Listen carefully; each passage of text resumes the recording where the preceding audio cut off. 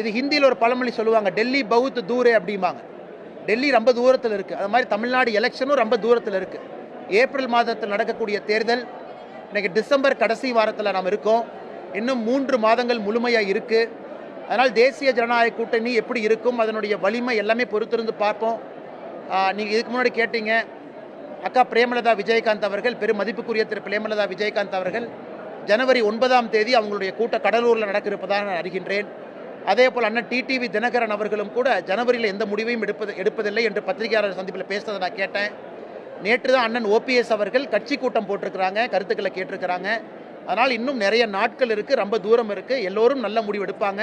தேசிய ஜனநாயக கூட்டணி வலிமையாக தேர்தல் களத்தில் வந்து ஒரு பெரும் வெற்றியை பெறுவதற்கான எல்லா சாத்தியக்கூறுகளையும் பார்த்து கொண்டிருக்கின்றோம்.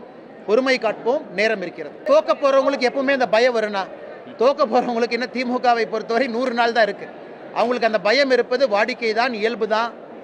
எஸ்ஐஆரிலிருந்தே அவங்களுடைய பயத்தை நம்ம பார்க்குறோம். 97 லட்சம் வாக்காளர்கள் நியாயமான முறையில் தேர்தல் கமிஷன் நீக்கி இருக்கிறாங்க. சில தவறுகள் இருக்கலாம். 6,41,00,000 பேர் வாக்காளர் பட்டியல் இருக்கும் பொழுது சில தவறுகள் நடப்பது சகஜம்தான். அப்படி இருக்கும் பொழுது தேர்தல் ஆணையம் முன்னின்று யாராவது 1-2 பேர் நியாயமானவர்கள் நீக்கப்பட்டிருந்தால் சேர்த்திக்கணும். அது நடக்கிறது தான். 1-2 பெரிதுபடுத்தி இதை பாருங்கள் எப்படி ஆகிப்போச்சு, எஸ்ஐஆர் எப்படி ஆகிப்போச்சுன்னு ஒரு பெரிய பூதத்தை கிளப்பி கொண்டிருக்கின்றார்கள். அதிலிருந்தே திராவிட முன்னேற்ற கழகத்தினுடைய தோல்வி பயம் நமக்கு தெரியுது.